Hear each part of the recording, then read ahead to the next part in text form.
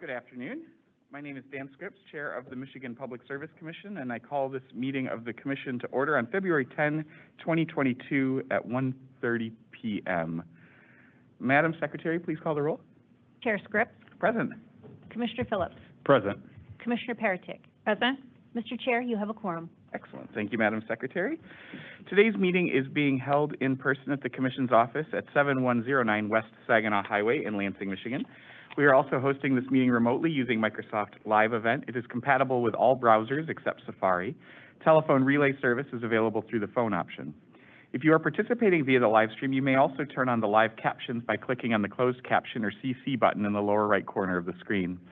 As indicated in the notice for today's meeting, if we lose the remote connection, the Commission will not recess. The meeting will be recorded and available for future reference on the Commission's website. In addition, the Commissioners can receive comments via mpsc_commissioners@michigan.gov. That's mpsc_commissioners.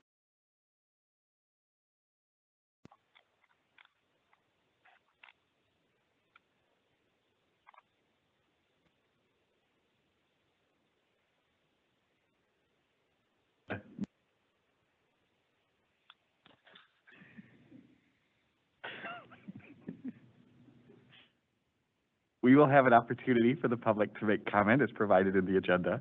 A few notes about this. Comments should be limited to one per person and can be made verbally in person or by calling in or in writing via the live stream Q&A feature. If you are participating via the Teams application, you can use the Q&A feature and type your comments in the box anytime during our meeting, and we will have those queued up to read. The Q&A function should be used to submit public comments directed to the Commission. If you would like to make verbal comments, you must do so either in person or by calling into the meeting by phone. And as we've heard, to minimize disruptions, attendees participating by phone will be muted until we reach the time for public comment. The first order of business is approval of the agenda for today's meeting. Commissioner Phillips? Thank you, Chair. I move for the approval of the agenda for today's Commission meeting. I second the order. Is there any discussion? We will now have a vote on the motion to approve today's agenda. All those in favor of the motion say aye. Aye. Aye. Aye. Any opposed? The motion carries by unanimous vote. The agenda is approved. The next item of business on the agenda is approval of the minutes from the January 20th, 2022 Commission meeting. I move for the approval of the minutes from the January 20th, 2022 Commission meeting. I second the motion. Is there any discussion? We will now have a vote on the motion to approve the minutes from the January 20th, 2022 Commission meeting. All those in favor of the motion say aye. Aye. Aye. Aye. Any opposed? The motion carries by unanimous vote. The Commission meeting minutes of January 20th, 2022 are approved. The next item of business on the agenda is the approval of orders and minute actions on the consent agenda, and today the Commission is assisted by Staff Attorney Leah Arndt. I recognize Ms. Arndt. Good afternoon. Today's consent agenda consists of 4 communications matters, 2 electric matters, and 3 gas matters. The proposed orders and minute actions for these matters have been thoroughly vetted by the Commission's technical and legal staff and are ready for your approval. Thank you. I move for the approval of the orders and minute actions on the consent agenda. I second the motion. Is there any discussion? We will now have a vote on the motion to approve the orders and minute actions on the consent agenda. All those in favor of the motion say aye. Aye. Aye. Aye. Any opposed? The motion carries by unanimous vote. The orders and minute actions on the consent agenda are approved. I recognize Ms. Arndt. Item 4A1 is case number U-20220, which involves an application filed by Consumers Energy Company for reconciliation of power supply cost recovery expenses and revenues for calendar year 2019. The order before you grants the petition for rehearing filed by Consumers Energy Company, but denies the requested relief and the associated motion to reopen, and denies the petition for rehearing filed by the residential customer group. I move for the approval of the order in case number U-20220. I second the motion. Is there any discussion? We'll now have a vote on the motion to approve the order. All those in favor of the motion say aye. Aye. Aye. Aye. Any opposed? Motion carries by a unanimous vote. The order in case number U-20220 is approved. I recognize Ms. Arndt. Item 4A2 is case number U-20757, which involves a matter on the Commission's own motion to review its response to the novel coronavirus pandemic. Ann Armstrong, the Director of the Customer Assistance Division, will describe this order. Good afternoon, Commissioners. I am Ann Armstrong, Director of the Customer Assistance Division.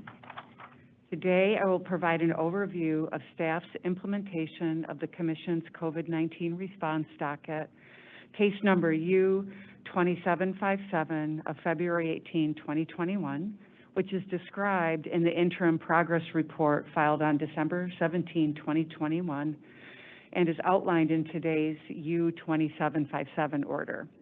I will also discuss staff recommendations and Commission directives from this order.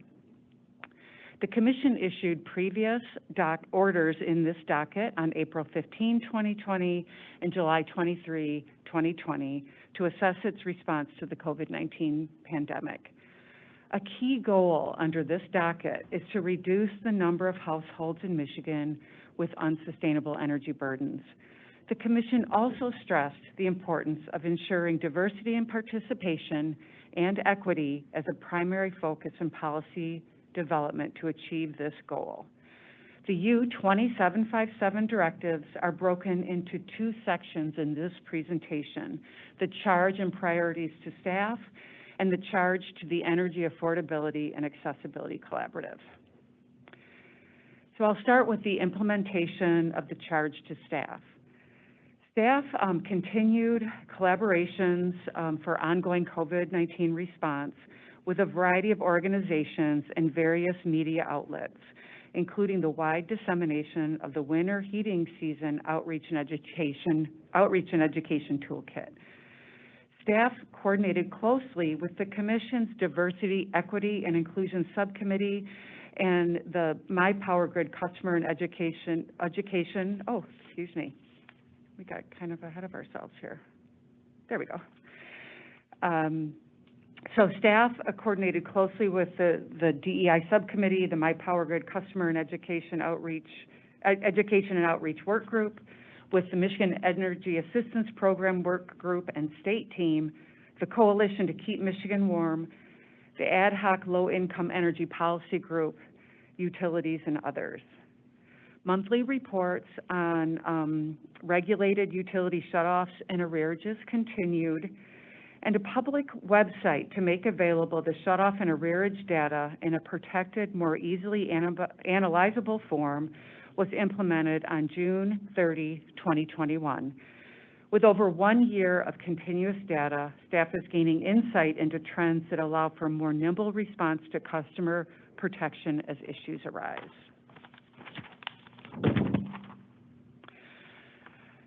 I'll move on to the charge to the Energy Affordability and Accessibility Collaborative. To implement the system-based program, data, and outreach and education directives in the February 18 order, the Commission asked staff to develop the Energy Affordability and Accessibility Collaborative, which I'll refer to as the Collaborative or the EAAC, in coordination with the Energy Waste Reduction Low Income Work Group to accomplish the following. Recommend approaches for simplifying the energy assistance and energy waste reduction services application and eligibility process, explore a common definition of energy affordability and security, develop and recommend a long-term data strategy, review rule-based protections, and expand communication and engagement. Two concurrent priorities emerged as the collaboration pursued the goal of reducing the number of households in Michigan with unsustainable energy burdens. One was immediate COVID response, focusing on outreach and education and program and policy revision to meet immediate needs and reduce barriers. The second priority that emerged was to begin the system analysis to develop recommendations for long-term reform, including sustainable affordability, a process for historically marginalized communities to influence policy development and hopefully improve it as well, to increase ease of access to services, and to devise a strategy for the collection of data for protection, safety, and equity. The collaborative was designed to achieve these concurrent goals, and you can see here before you the structure of the collaboration between the Energy Waste Reduction Low Income Work Group and the EAAC. They both operated independently in 2021, but a continuous exchange of information flowed between the two. The EAAC, which is represented on the right, charge was distributed across 4 subcommittees. One was the Ad Hoc Definition Subcommittee, whose charge is to recommend a definition for energy affordability. The second subcommittee, Affordability, Alignment, and Assistance, has a charge of a 360-degree look at energy affordability, including energy assistance, next generation affordable payment plans, increased ease and access to services, and integration of energy assistance services with energy waste reduction services. The Outreach and Education Subcommittee, whose charge is to expand outreach and participation to historically marginalized communities and to develop outreach strategies. And finally, the Data Access and Regulatory Review Subcommittee, whose charge is to analyze current data submissions and develop a long-term data strategy, including assessing demographic and more granular geographic data, and to review rule-based customer protections, and finally, to make recommendations for improvement. I'd like to stress that each subcommittee is co-led by MPSC staff and stakeholders, including advocacy groups and human service agencies, to balance perspectives and ensure continuous feedback. Before you see a visual of the journey of the Energy Affordability and Accessibility Collaborative in 2021. The collaborative met 8 times with participation averaging around 80 individuals in groups. And it spiked up to 150 participants when Commissioner Phillips presented in August, I'd like to note. Stakeholders were surveyed early on how to best coordinate with the low-income energy waste reduction work group as directed by the Commission, with a consensus decision to begin with strong collaboration. The participants were then surveyed to develop the priorities which drove the structure of the subcommittees within the context of the Commission's directives. Guiding values were established and are revisited every month under the leadership of stakeholders. In response to stakeholder feedback, a time to listen to community concerns was established at each meeting with the goal of addressing immediate customer problems and flagging policy issues for resolution.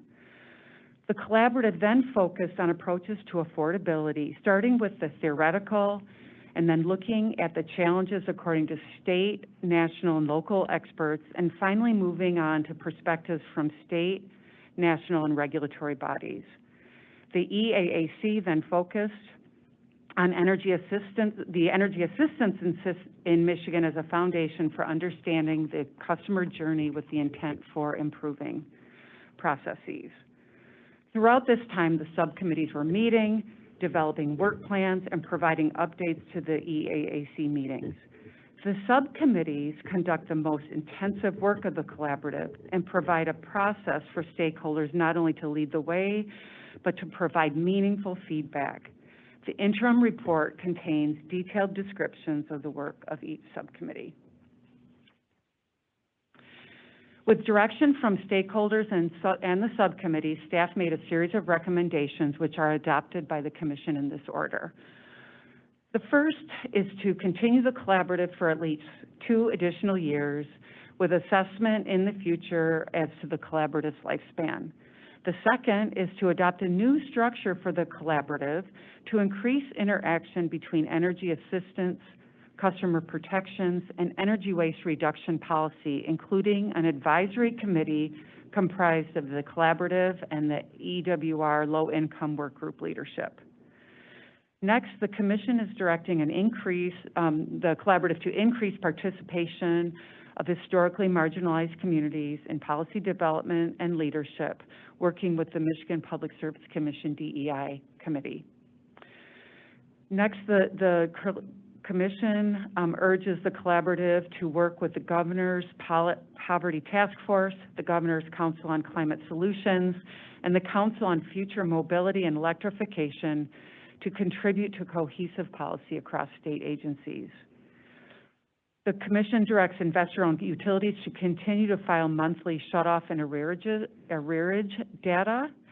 And finally, the Commission asks staff to file a progress report no later than December 16, 2022. Staff would like to thank stakeholders for investing many hours in leading, providing feedback, reviewing documents, and participating in the EAAC and subcommittee meetings. In conclusion, the Commission notes in today's order that the EAAC has strived for diversity of representation, but acknowledged that more can be done to increase participation from members of historically marginalized communities. Notably, the Commission stressed that diversity and representation correlates to diversity of input, experience, knowledge, and ideas that can only benefit the collaborative and ultimately customers in its mission.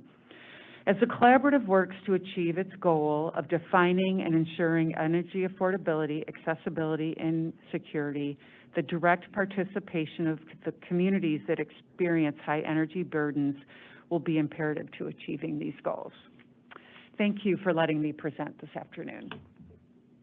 Thank you, Ms. Armstrong. I move for the approval of the order in case number U-20757.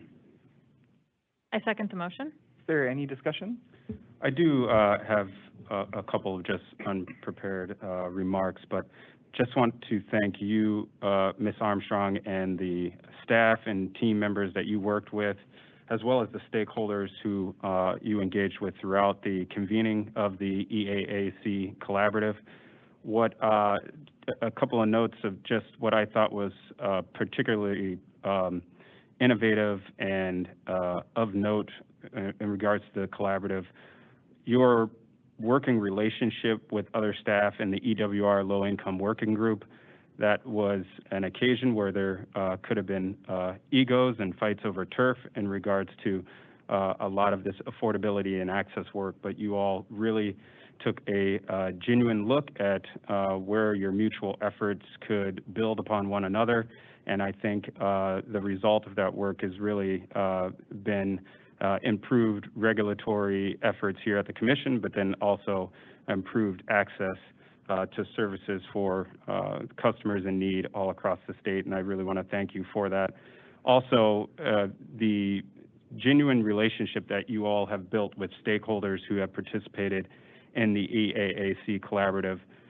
Not only are those stakeholders brought to the table to provide input to you all, but during that process, you all also provided the opportunity for those stakeholders to ask questions, to present urgent needs that they had with families that they were assisting through their mutual organizations, and allowed for those stakeholders to have those questions answered or those problems addressed during those collaborative meetings.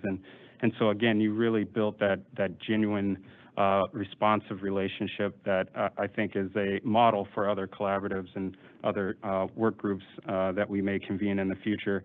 And lastly, I'll just say, through the last 2 years of this effort, and it is clear through some of the data that we've been collecting on arrearages and shutoffs, but you all, your work has really helped in easing the financial stress to allowing for homeowners and families across the state to be more comfortable during the winter months throughout these last 2 years. And so I just applaud you for those efforts connected to this docket, but also the efforts of your team and staff members throughout what has been a really difficult last 2 years. So I know this has been a lot of work getting to this point, but we are really proud of the recommendations that have been put forth here, and again, applaud this work and encourage, as are in the recommendations, encourage the ongoing nature of this collaborative going forward. Thank you. Is there any further discussion? We will now have a vote on the motion to approve the order. All those in favor of the motion say aye. Aye. Aye. Aye. Any opposed? The motion carries by unanimous vote. The order in case number U-20757 is approved. Thank you. I recognize Ms. Arndt. Item 4A3 is case number U-21161, which involves a request by Thumb Electric Cooperative of Michigan, doing business as TEC Fiber, for a waiver of certain code of conduct provisions. The order before you grants in part and denies in part the request.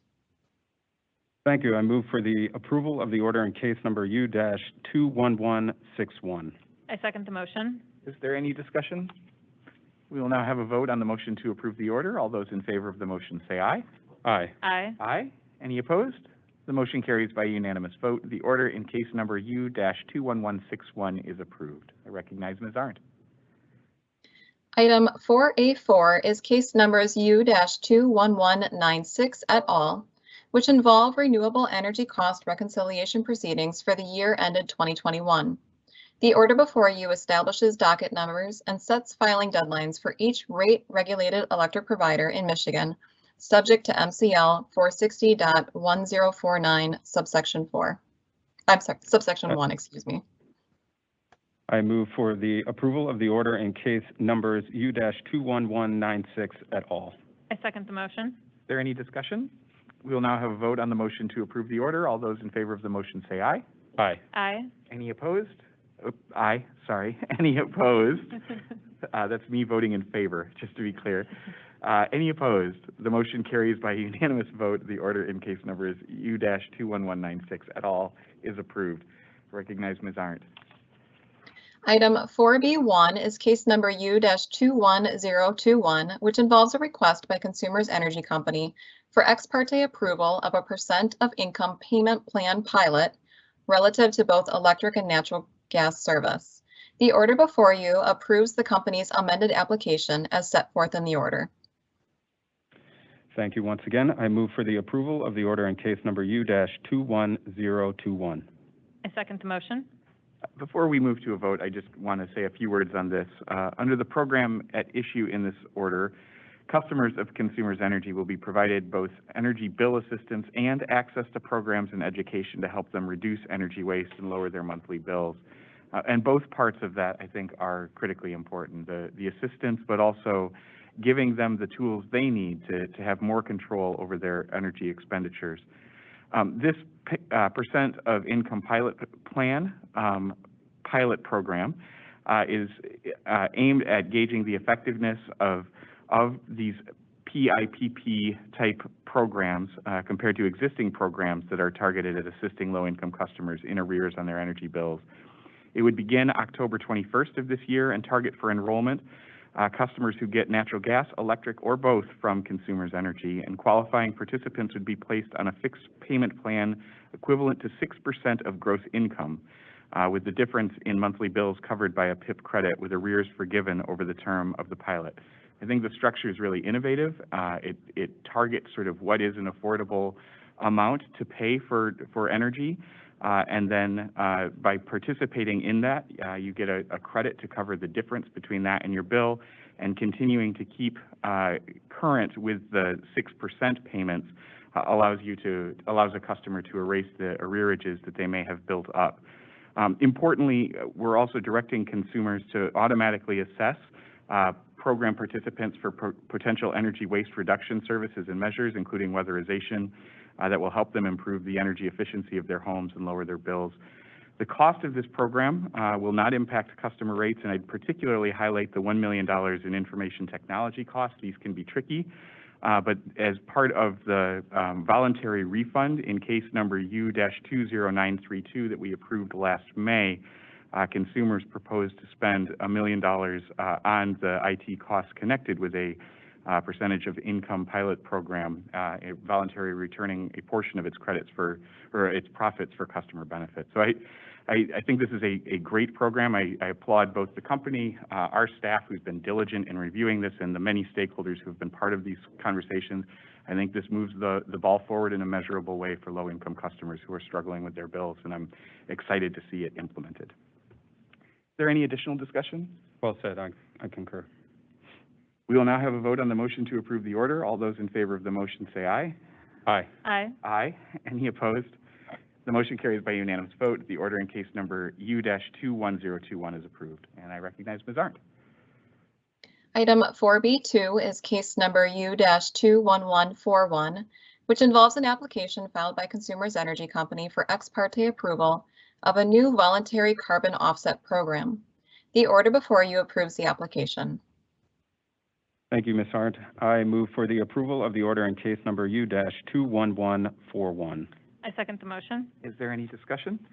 We will now have a vote on the motion to approve the order. All those in favor of the motion say aye. Aye. Aye. Aye. Any opposed? The motion carries by unanimous vote. The order in case number U-21141 is approved. I recognize Ms. Arndt.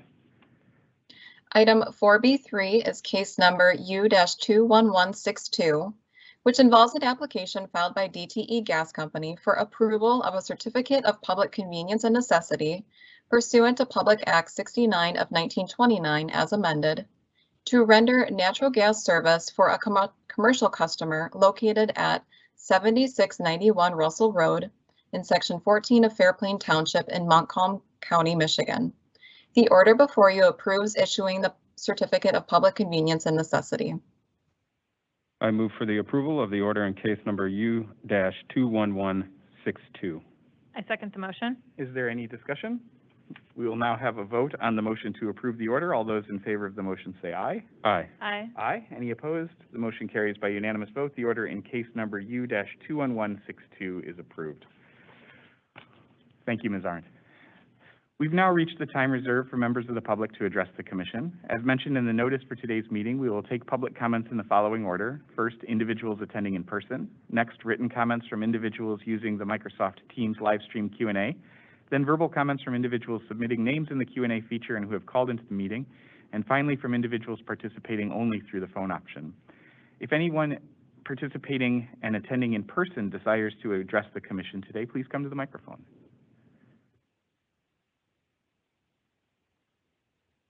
Mad rush is on. We will now turn to public comments through the remote options. Again, if you would like to make a comment and have access to the Teams live stream Q&A feature on your computer, please enter your name and your comment, which will then be read aloud to the commissioners. This feature is available on the right-hand side of the control bar next to the mute button. As a reminder, the Q&A feature is intended for public comments directed to the Commission and not to engage with other participants or respond to their comments. After taking comments through this feature, we will open up the phone line for those who have called into the meeting and would like to address the Commission verbally. If you want to be queued up for verbal comments, please enter your name in the live stream Q&A feature and indicate that you wish to make a verbal comment, but please do not include your written comment, as this will avoid duplication. I will first call on these names in the order received, and after hearing from those individuals listed in the Q&A, we will ask if there are any comments from individuals who are on the phone line, but not utilizing the online Q&A feature. Please note that you can make verbal comments by calling into the meeting. When it is your turn to speak, press *6 on your phone to unmute. As a reminder, this public comment period is for commissioners to listen to comments and concerns and not to answer specific questions. When providing comment, please indicate your name and where you live if you are willing to share, so we have it for our records. And please limit comments to one per person and keep them brief so that we have a chance to hear from all who would like to comment. Ms. Rusnak, I believe that you are assisting us today in the public comment portion. Have there been any written comments entered into the Teams live stream Q&A feature? Chair Scripps, there are no public comments submitted through the chat feature at this time. Excellent. Is there anybody who has indicated an interest in speaking through the Teams live stream Q&A feature? No one has identified they would like to make a public comment. Thank you, Ms. Rusnak. Is there anybody joining us only by phone today who would like to make a public comment at this time? Again, it's a reminder, *6 to unmute.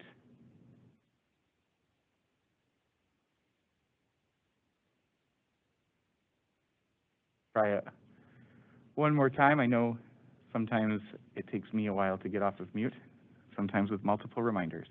Is there anybody who would like to make a public comment who is dialed in through the phone feature today?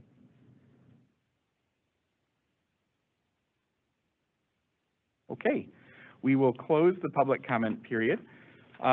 Before we close the meeting, I just have a couple of quick announcements. First, it is report season at the Michigan Public Service Commission. So earlier this month on February 1st, As required by statute, we submitted to the legislature a report on the status of competition for video services in Michigan, as well as a status of electric competition report. Both of those press releases and the accompanying reports are available on our website. You can go to that at michigan.gov/MPSC. In the coming weeks, we'll also be releasing reports on renewable energy in Michigan, on our energy waste reduction plan, as well as the Commission's annual report. And I'm probably missing some, but we will make these publicly available, as well as sending them to our partners in the legislature for full transparency of the work of the Commission, and encourage you all to take a look at those as well. Also, on February 1st, we celebrated the Lunar New Year, also known as the Chinese New Year. And of course, February 1st also kicks off Black History Month, where we celebrate the many contributions of Black Michiganders throughout the month. And it's always a good thing to mark and remember and celebrate. And then finally, there's been a lot of focus on energy affordability and assistance today between the order and the presentation in U-20757 around the EAAC, as well as the percentage of income pilot project in U-21021. Again, a reminder, if there are folks who are tuning in who are struggling with their bills, need to be connected with assistance partners across the state of Michigan, you can do that through our website, again, michigan.gov/MPSC, or by calling 211 or going to mi211.org. We can connect you up with partners who are there to help those who are struggling, particularly in these cold winter months. Are there any other announcements before we close today? No additional. Chair Scripps? Thanks, sir. Yes. Somebody just put in the chat a little bit late that they would like to make a phone comment. Okay, excellent. We will reopen public comment then and encourage that individual to go ahead. And *6 to unmute if you're calling in through the phone feature. Hello, can you hear me? I can, yes. Hi, my name is Alyssa Hayes, and my comment was strictly regarding the conversation that I was listening to earlier regarding the carbon offset program, which I think is an excellent idea, by the way. And I really appreciate that the effort was taken in order to bring that idea to reality in Michigan. And while that's great, one thing that I'm personally concerned about is how it is climate change in general. And I know that the most effective strategy to build a climate conscious state energy portfolio is an all of the above solution. And so while I appreciate efforts like the carbon offset program, efforts to invest in more access to renewable energies, especially for low income households, one of the ways that we can continue to contribute to that climate conscious state energy portfolio is by taking actions to keep the nuclear power plants that are already open in Michigan open. And I know that that is not specifically a part of the agenda of this meeting.